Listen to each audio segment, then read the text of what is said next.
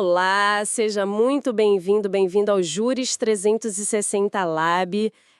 Que bom ter a sua companhia novamente aqui com a gente. Olá, um prazer estar aqui. Aqui a gente explora, né, as decisões mais recentes, aquelas mais impactantes dos tribunais superiores, para entender o que realmente está valendo. Exato. Hoje o nosso foco é o informativo de jurisprudência número 846 do STJ. É Superior Tribunal de Justiça, né? O informativo saiu em 8 de abril de 2025. Isso, bem recente. A nossa dinâmica, para quem acompanha, é discutir os julgados em blocos. Vamos começar agora com os 5 primeiros que selecionamos. Tá pronto? Vamos lá. Ok, vamos analisar isso. O primeiro caso é o RESP 1976184, lá de Minas Gerais, primeira turma. O tema é Direito Administrativo, especificamente desapropriação. Um terreno na margem de rio navegável. A grande questão era, cabe indenização pela perda da propriedade? Como ficou isso? Então, a decisão ah, estabeleceu que esses terrenos marginais são bens públicos da União. Ponto. Ah, bens da União. Isso. O que significa que, em regra, eles não podem ser de propriedade privada, né? Certo. Logo, numa desapropriação, não se indeniza a terra em si, porque, bom, ela já pertence ao Estado. A base principal é o artigo 20, inciso 3 da Constituição. Entendi, mas e se o particular tiver algum tipo de direito sobre a área, sei lá, uma enfiteuse antiga, uma concessão, o julgado tocou nessa exceção, certo? Tocou sim, exatamente. Se ficar comprovado que existe uma enfiteuse, contrato bem antigo sobre o uso da terra, ou uma concessão administrativa válida, aí sim, cabe indenização. Uhum. Mas veja bem, não é pela propriedade plena, tá?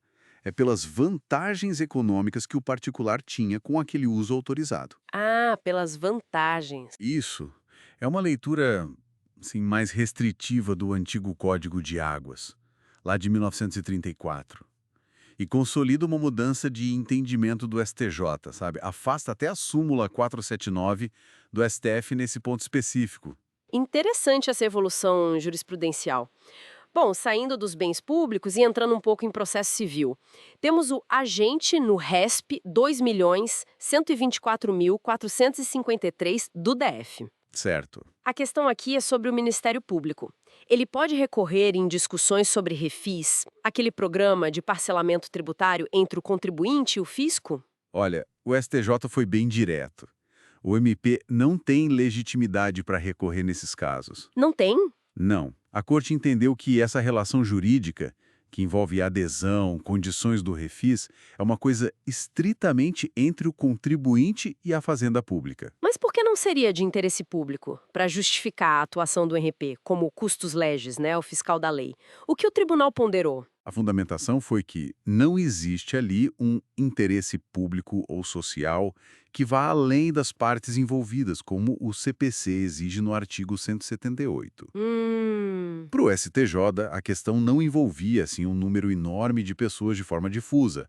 Nem se viu uma vulnerabilidade especial da fazenda que precisasse da intervenção do MP. É uma relação tributária mais restrita mesmo. Tá, clareou. Ainda em processo civil, vamos para o agente no RESP 1935370 de Tocantins. O foco aqui é a interação entre remessa necessária e apelação voluntária da Fazenda Pública. Ah, esse é clássico. Pois é, o que acontece se a Fazenda apela de um ponto, mas não de outros na sentença contra ela? Aqui temos a reafirmação de um conceito-chave. A remessa necessária, aquela revisão obrigatória da sentença contra a Fazenda, tem o efeito devolutivo amplo. Amplo? Como assim? Quer dizer que o tribunal pode, e na verdade deve, analisar toda a condenação contra o ente público. Mesmo os pontos que não foram, digamos, especificamente questionados na apelação voluntária. Ah, então a remessa necessária meio que salva a discussão, impede a preclusão daqueles pontos não apelados. O tribunal não fica preso só ao que a Fazenda pediu na apelação. Correto, exatamente. A análise via remessa necessária não se limita ao famoso tantum devolutum quantum appelatum. Certo. Ela abrange toda a matéria que foi desfavorável à Fazenda. Isso segue a linha da jurisprudência antiga do STJ, do CPC de 73 e também da súmula 325 do próprio tribunal. O objetivo é proteger o interesse público, né? Faz todo sentido. Agora, chegamos ao quarto julgado, o RESP 2.184.895 de Pernambuco, da segunda turma. Este caso envolvendo tributário e recuperação judicial. Esse gerou bastante debate e merece uma atenção especial nossa. É sobre penhora de bens de empresa em recuperação. Sim, sim. Aqui o ponto é fascinante, porque o STJ buscou pacificar uma controvérsia bem significativa, ainda mais depois da Lei 14.112 de 2020. Qual era a dúvida principal? A dúvida era, o juiz lá da execução fiscal, quando vai determinar uma penhora contra a empresa em recuperação, ele precisa primeiro verificar se aquele bem é essencial para a empresa se reerguer ou se a penhora vai atrapalhar o plano de recuperação. O STJ disse que não. Não precisa. Então, a responsabilidade de analisar se o bem é essencial não é do juízo da execução fiscal. Mas e a proteção da empresa em recuperação, como fica? Calma. A decisão esclarece bem isso. O juízo da execução fiscal determina a penhora. Ponto final. Ok. A competência do juízo da recuperação judicial só entra em cena depois que a penhora já aconteceu, e apenas para uma coisa: determinar a substituição do bem penhorado, se ele for um bem de capital essencial para a atividade da empresa. Ah, então é substituição, não impedimento prévio. Exato. Está lá no novo parágrafo 7º-B do artigo 6º da Lei 11.101. Ou seja, acabou aquela ideia de que o juízo da recuperação teria uma competência universal para barrar qualquer ato de constrição fiscal, sabe? Entendi. A lei agora tenta buscar um equilíbrio. Permite a execução fiscal avançar, mas dá ao juízo da recuperação essa ferramenta da substituição do bem essencial. Claro, sempre prezando pela cooperação entre os juízos, né? Uma mudança bem importante na dinâmica desses processos. Bom, para fechar este bloco, o quinto julgado. RSP 2.060.516 do Ceará, terceira turma. Direito do consumidor e processo civil. Isso. Um caso de erro médico. A questão é, o hospital que está sendo processado pelo paciente, ele pode chamar o médico para o processo usando a denunciação da lide? A resposta do STJ foi um claro não. O hospital não pode usar a denunciação da lide contra os médicos na ação movida pelo paciente. E qual a razão dessa vedação? Porque parece, assim, intuitivo querer trazer o médico para discutir a culpa ali mesmo, né? Pois é, mas a lógica é outra. É a proteção ao consumidor e a efetividade do processo. O Código de Defesa do Consumidor, lá nos artigos 12, 14 e 88, ele estabelece a responsabilidade objetiva do hospital por falhas no serviço. Objetiva sem discutir culpa do hospital inicialmente? Exato, baseada no risco da atividade. Permitir a denunciação da lide acabaria introduzindo uma discussão paralela e complexa sobre a culpa do médico, o que, na prática, atrasaria demais a resposta para o consumidor, que é a parte vulnerável. Entendi. O hospital pode sim, depois, se for condenado, buscar o ressarcimento contra o médico, mas numa ação própria, separada, a chamada ação de regresso. Mesmo que o paciente mencione os médicos na petição inicial, isso não muda a regra. Faz sentido, prioriza a relação consumidor-fornecedor naquele momento. Bom, então neste bloco passamos por temas bem variados, hein? Bastante coisa. Fomos da natureza dos bens públicos em margens de rios, passamos pela atuação do MP em questões fiscais, o alcance da remessa necessária contra a fazenda, aquele equilíbrio delicado entre execução fiscal e recuperação de empresas e fechamos com a proteção do consumidor em casos de erro médico e especificamente sobre a denunciação da lide. Uma visão geral bem interessante desses primeiros julgados. Exato, cobrimos os 5 primeiros julgados do informativo 846 do STJ. Nos veremos no próximo bloco para continuar essa análise aprofundada. Até lá. Até lá. Olá. Vamos começar mais um bloco, então? Dando continuidade à nossa análise do informativo 846 do STJ. Isso aí. A gente separou mais alguns julgados importantes daquela edição de 8 de abril de 2025, né? Exatamente. Vamos direto ao ponto? Começando com um da terceira turma, o RESP 2.160.516. Tema quente, erro médico. E a discussão específica era sobre a responsabilidade do hospital, né? Se ele podia, ao ser processado, chamar os médicos para o processo. Usando a tal da denunciação da lide, certo? E aí, pode ou não pode? Então, o STJ foi bem claro. Não pode. Ah, não pode. E por quê? Imagino que tenha a ver com o Código de Defesa do Consumidor. Exatamente. O fundamento está todo ali, nos artigos 12, 14, 88 do CDC. A lógica é a seguinte: a responsabilidade do hospital para o consumidor é objetiva. Ou seja, não precisa provar a culpa do hospital em si, basta o dano e o nexo com o serviço defeituoso. Isso. É a teoria do risco da atividade, né? Mesmo que a falha venha de um ato médico, para o consumidor, quem falhou na prestação do serviço foi o hospital. Entendi. E aí trazer o médico para essa discussão via denunciação ia complicar tudo para o consumidor. E virar uma discussão sobre a culpa do médico dentro do processo principal. Pois é.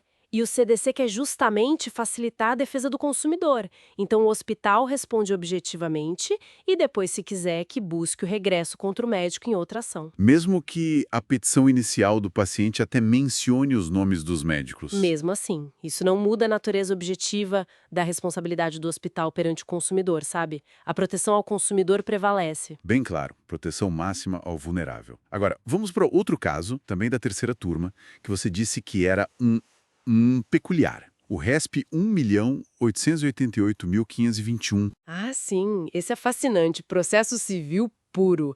Honorários recursais para terceiro interessado. Terceiro interessado, como assim? Imagina a cena.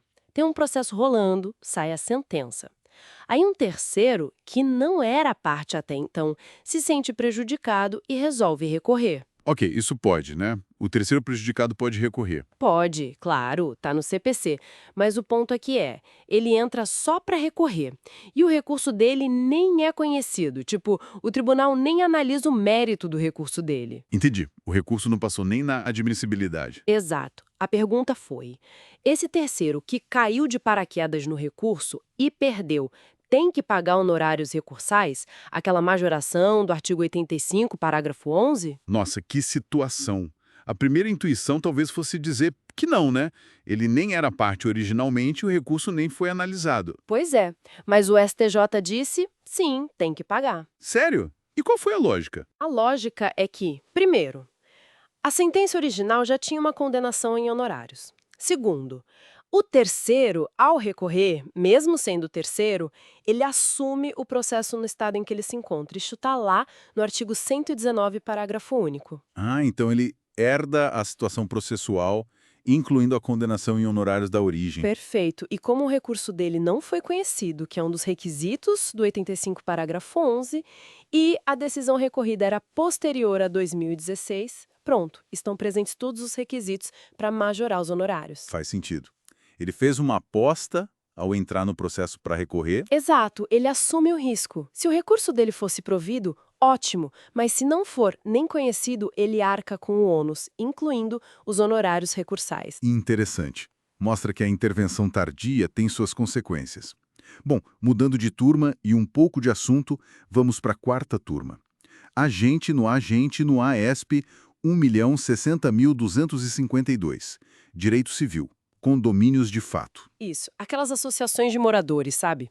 Que administram loteamentos, às vezes fecham ruas. A discussão era sobre a cobrança da taxa de manutenção. De quem não é associado formalmente, imagino. Exato. No caso, era um prédio que estava na área da associação, não era associado, mas tinha pago a taxa voluntariamente por um tempo. Ah, e aí parou de pagar e a associação foi cobrar. Isso. A associação alegou que os pagamentos anteriores criavam um vínculo, uma espécie de adesão tácita. Mas isso não vai contra aqueles temas do STJ e do STF sobre liberdade de associação? Tema 882 e 492, se não me engano. Exatamente. Vai totalmente contra. E a quarta turma reafirmou isso. O ponto-chave é: pagamento voluntário anterior não configura adesão formal. Não cria obrigação de continuar pagando. Ou seja, a pessoa pode pagar por um tempo por liberalidade ou por achar conveniente. Mas se parar... Se parar, isso só mostra que não existe mais, ou talvez nunca tenha existido formalmente, um vínculo associativo atual. Não precisa de um ato formal para se desfiliar de algo que nunca foi formalmente aderido, entende? Quero. A liberdade de não se associar tem que prevalecer. Pagamento voluntário não vira obrigação eterna. Perfeito. A não ser que tenha uma lei específica ou algo assim, mas a regra geral é essa. Ótimo. E para a gente fechar esse bloco, mais um da quarta turma voltando ao direito do consumidor. RESP 1.604.270. Peças de reposição. Esse debate foi sobre prazos. A questão era se aquele prazo de 30 dias do artigo 18 do CDC... Aquele para consertar o produto com defeito. Isso, se esse prazo poderia ser aplicado, por analogia, para a obrigação de fornecer peças de reposição, que está lá no artigo 32. Entendi. Tipo, se eu preciso de uma peça, o fornecedor teria 30 dias para me entregar baseado no prazo do conserto. Era essa a tese, mas o STJ disse que não. São coisas diferentes. Ah, não aplicou por analogia. Não. O tribunal diferenciou bem. O prazo do artigo 18 é para sanar o vício do produto em si. Se não sana, o consumidor tem aquelas opções: troca, devolução do dinheiro, abatimento. Certo. Já o artigo 32, ele trata da disponibilidade das peças no mercado enquanto o produto é fabricado ou importado e por um tempo razoável depois. É uma obrigação mais ampla de manter a oferta. E não fala em prazo específico para entregar a peça para o consumidor que pede. Exatamente. O STJ chamou isso de silêncio eloquente. O legislador sabia da complexidade logística, variedade de peças, importação, e optou por não cravar um prazo fixo ali no art. 32. Então, não dá para usar os 30 dias do art. 18 por analogia. A obrigação é fornecer em prazo razoável, é isso. Isso. O que é prazo razoável vai depender do caso concreto, da peça, da dificuldade de obter, mas não uma regra geral de 30 dias. Entendi. Finalidades diferentes, regimes jurídicos diferentes. Isso deixa uma ponta solta interessante, né? O que seria esse prazo razoável na prática pode gerar bastante discussão. Com certeza, fica uma análise caso a caso. Muito bom. Com isso, então, fechamos mais este bloco de análise do informativo 846 do STJ. Foi ótimo. Valeu! Sempre bom destrinchar essas decisões. Nos veremos no próximo bloco. Curtiu a análise? Deixe o like e inscreva-se no canal. Até lá! Olá! Bem-vindos de volta à nossa análise. A gente sabe que o informativo 846 do STJ é bem extenso, né? Bastante coisa mesmo. Então, vamos continuar nossa exploração em blocos. Neste aqui, a gente separou mais 4 julgados importantes para discutir. Preparados? Com certeza. São decisões das turmas penais, e os temas são bem variados. A gente vai falar de prevaricação, tráfico sem apreensão de droga, aquela relação complexa entre violação de domicílio e lesão corporal na violência doméstica, sabe? E também questões sobre o acordo de não persecução penal. Ótimo. Então vamos direto ao ponto. O primeiro é um agravo regimental no ARESP, lá de São Paulo, da 5ª turma. O tema é prevaricação. Artigo 319 do Código Penal. Isso. E o destaque aqui é que não basta uma simples negligência do funcionário, né?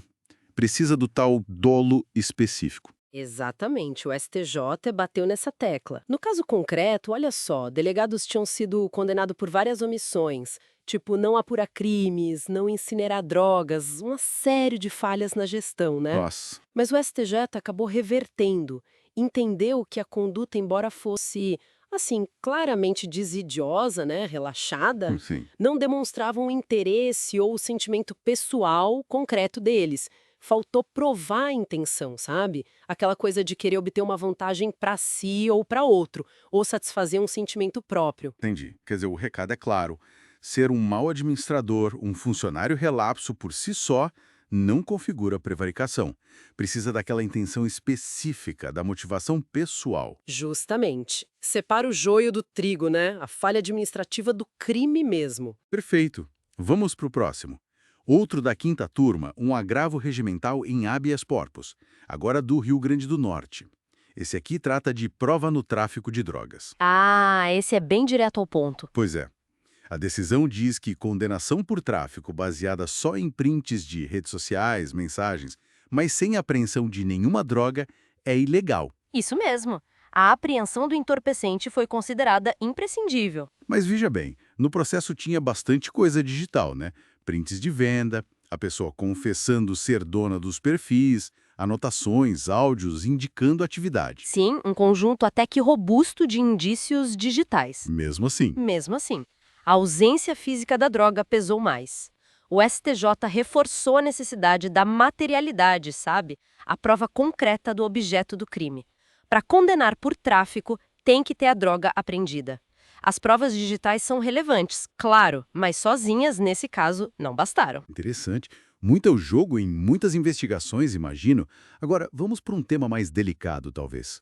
Um julgado da sexta turma, que correu em segredo de justiça, mas a tese é pública e muito importante. Sim, a relação entre violação de domicílio e lesão corporal em contexto de violência doméstica. Importantíssimo. E a decisão principal é que não se aplica o princípio da consunção aí. Ou seja, um crime não engole o outro. Exato, e vale a pena detalhar um pouco mais. Imagina a situação. O agressor invade a casa da companheira ou ex-companheira. Contra a vontade dela, claro. Sim, no caso analisado, ele arrombou a porta. E lá dentro, ele a agride fisicamente, causa lesão corporal. O STJ disse, olha, são crimes diferentes, protegem coisas diferentes. Que seriam? A violação de domicílio protege o quê? A casa, a intimidade, a privacidade, né? O direito de estar seguro no seu lar. Já a lesão corporal protege a integridade física da pessoa. Faz sentido. Então, a invasão não foi só um passo para chegar na agressão. Foi um crime autônomo, inclusive agravado pela violência usada para entrar. E a Lei Maria da Penha, com toda a sua lógica de proteção integral da mulher, reforça essa ideia de que as duas condutas têm que ser vistas e punidas separadamente. É um ponto crucial, né? Especialmente pensando na perspectiva de gênero. Impede que a gravidade da invasão do espaço da mulher seja diminuída ou ignorada só porque depois teve agressão física. Exatamente. Garante que o agressor responda pelas duas violências cometidas, uma proteção mais efetiva. Muito relevante. Bom, e para fechar este bloco, uma questão mais processual. Um recurso em habeas corpus de Mato Grosso, também da sexta turma, sobre o ANPP, o Acordo de Não Persecução Penal. Sim. A definição aqui foi sobre o meio adequado para questionar as condições do acordo proposto pelo Ministério Público. Certo. E qual foi a conclusão? A conclusão foi que a habeas corpus não é a via correta para isso. Ah, entendi. No caso concreto, era um homicídio culposo no trânsito. O MP propôs o ANPP, mas colocou como condição o pagamento de R$50 mil de danos morais para a família da vítima. Isso. E a defesa recusou. Alegou que o réu não tinha como pagar e que já existia uma ação na área civil discutindo indenização. E aí tentaram um HC para derrubar essa condição. Exato, mas o STJ disse não. O caminho correto, se a defesa discorda das condições, é pedir a remessa do caso para o órgão superior do MP, como prevê o próprio Código de Processo Penal lá no artigo 28A. Entendi. O HC não serve para discutir se a cláusula é justa ou se o réu pode pagar. Não para esse tipo de discussão sobre o mérito das condições. E o STJ ainda lembrou que o fato de existir uma ação civil não impede por si só que a reparação do dono seja exigida no NPP. São esferas diferentes. A questão da capacidade financeira do réu seria analisada por esse órgão superior do MP se o caminho correto fosse seguido. Perfeito. Então, recapitulando rapidamente o que a gente viu neste bloco. A gente falou da necessidade do dolo específico, da intenção pessoal na prevaricação, Certo. da imprescindibilidade de apreender a droga para condenar por tráfico, Fundamental. da autonomia entre os crimes de violação de domicílio e lesão corporal em casos de violência doméstica, não podendo um absorver o outro. Muito importante essa. E, por fim, a via processual correta para discutir as cláusulas do ANPP, que não é o habeas corpus. Uau, Couto, informação relevante. Decisões com impacto direto na prática, né? Com certeza. Desde a investigação até a defesa e, claro, a proteção das vítimas. Bom, mas o Informativo 846 ainda tem mais coisa. A gente continua essa análise no próximo bloco, tá certo? Combinado. E para quem nos acompanhou, essa conversa ajudou a entender melhor esses pontos? Se sim, considere deixar um like e se inscrever no canal para não perder as próximas análises. E fica aí uma reflexão, né? Até que ponto a prova digital, que é cada vez mais comum, pode ou deve mudar requisitos clássicos como a apreensão da droga no tráfico? Fica aí para a gente pensar. Até a próxima. Bem-vindos à parte final da nossa análise do Informativo 846 do STJ, de 8 de abril de 2025. Olá. Hoje o foco muda um pouco, né? Vamos falar de 8 temas que foram afetados para julgamento especial. Isso mesmo. 2 são incidentes de assunção de competência, os IACs, e 6 são recursos repetitivos. E como são afetações, a gente ainda não tem a tese final do STJ, certo? Exato. O tribunal vai analisar e definir o entendimento. O nosso objetivo aqui é mais apresentar as perguntas, né, as questões que estão na mesa. Perfeito. Dá aquele panorama rápido do que vem por aí. Vamos começar então pelos IACs? Vamos lá. O primeiro é o IAC 20. Envolve militares transgêneros. Qual é a discussão central? Olha, a primeira sessão vai definir os efeitos jurídicos para esses militares depois que eles alteram o nome e o gênero no registro civil. A questão principal é, eles têm direito de continuar na ativa ou podem ser, digamos, forçados a ir para a reserva só por causa dessa mudança de identidade de gênero?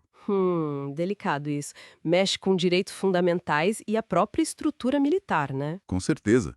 Uma decisão com impacto direto na vida e na carreira dessas pessoas. Entendi. E o outro IAC, o número 19, esse é mais pro lado tributário, pelo que vi. Instituições financeiras. Isso, também na primeira sessão. A briga aqui é sobre a PCLD, a provisão para créditos de liquidação duvidosa. Aquela reserva para calotes. Exatamente. A dúvida é, essa provisão pode ser deduzida, abatida, da base de cálculo do PIS e da COFINS? Os bancos argumentam que é uma despesa ligada à atividade deles, né? Intermediação financeira. E o fisco deve discordar, claro. Claro. O ponto é a natureza contábil e tributária dessa conta. O impacto financeiro disso é enorme. Pode alterar bastante a carga tributária do setor. Imagino. Bom, saindo dos IACs, vamos para os 6 recursos repetitivos. O primeiro é o tema 1320, tornozeleira eletrônica. Esse é bem prático, né? A terceira sessão vai decidir se o simples fato de violar o perímetro de monitoramento da tornozeleira já configura falta grave na execução da pena. E o que isso muda na prática? Muda muito. Se for falta grave, pode impedir a progressão de regime, a pessoa pode perder benefícios, enfim.